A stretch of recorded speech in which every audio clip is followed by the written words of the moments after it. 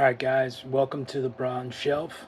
This is your Bronze Age broski talking to you about the 2022, I believe, Hasbro Pulse exclusive 2-pack Heralds of Galactus with Marvel's The Fallen One and Terrax. I decided I wanted to review these because this Thursday I'm going to see the new Fantastic Four movie, and which I will be giving a spoiler-free review on either Thursday night after probably Thursday night after the movie. And I wanted to lead up to that movie with something pretty cool. So we're going to have the 2-pack here, doing Terrax today, Fallen One tomorrow, and Wednesday we're going to review the big boy, the HasLab exclusive Galactus. That being said, I don't know how I feel about this Terrax. From other reviews that I've seen, it really just looks like an exact re-release of the original Build-A-Figure, which came out early from Hasbro, which means it's got them ball hips.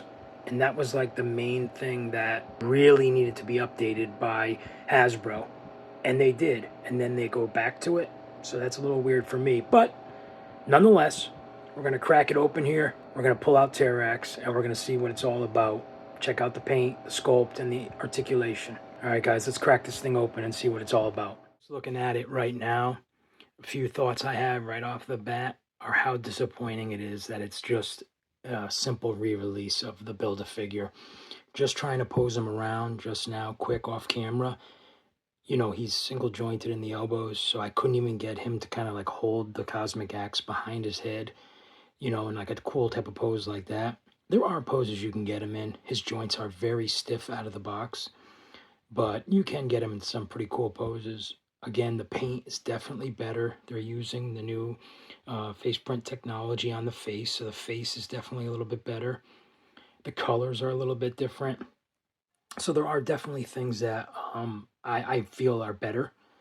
But again, I think at this point, Hasbro, the time to save money is not on figures like this. I really do feel, don't get me wrong, this is a great figure. It's good to have in the collection, but we already have it. If you're going to re-release a figure, especially, you know, years later, when there's like pinless joints are in the market at this point, everything has double articulation.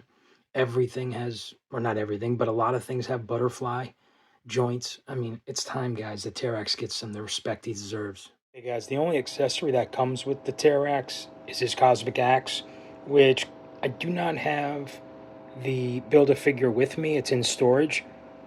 But I do know that the cosmic axe that came with the Build-A-Figure did not have as much paint on it as this one does. All the paint in here, you can see the black paint. It brings so much more to the actual accessory. You know, it makes it look like it's worn. It makes it look like it's actual metal, not just, you know, cheap silver plastic. But definitely a good job on this one. It's comic accurate, just about, and looks very cool in his hand. So we're going to start with the head here. The head sits on ball hinges, so you get pretty good up, down, left, right, full 360. And it's limited by the collar and the hair sculpt, but you can still pull off some decent expressions.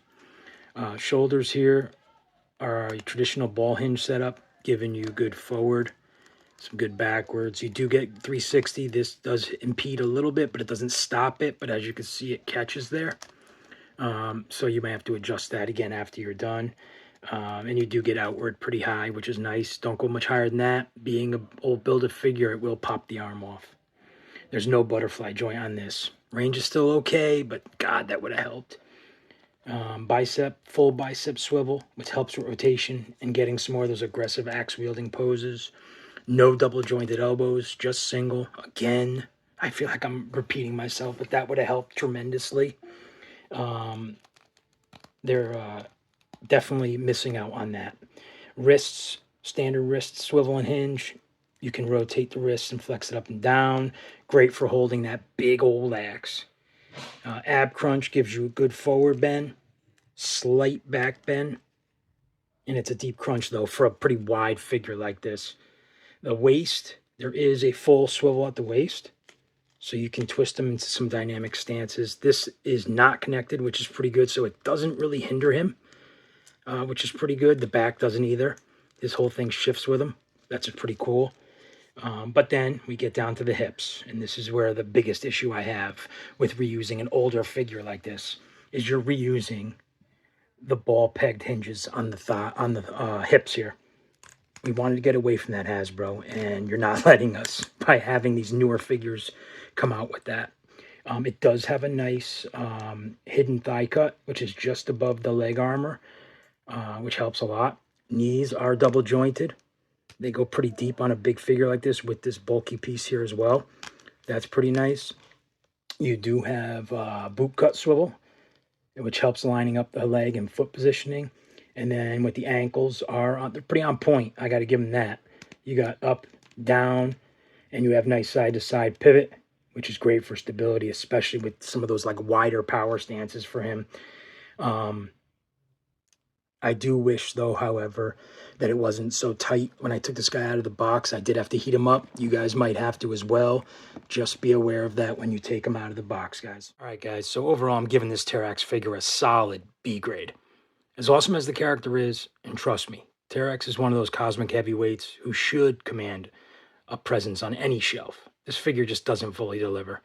It's essentially a straight-up reissue of the old Build-A-Figure, and that really holds it back. We're still dealing with a single-jointed elbows on this guy, outdated hips, and no real upgrades in articulation or sculpt detail. I mean, for a character this iconic, I honestly expected more. I know I'm hard on it, but I have to be honest with you guys. But that said, the figure still looks great, has some shelf presence, and it's hard not to give credit for being a fan favorite. I mean, that alone saves it from a lower grade. So yeah, cool figure, but missed opportunity. What do you think? Does Terrax deserve better, or are you just happy he's more accessible now? Let me know in the comments, and don't forget to like, subscribe, and keep it locked right here on the Bronze Shelf for more Marvel Legends breakdowns. Until next time, guys, stay legendary. Broski out.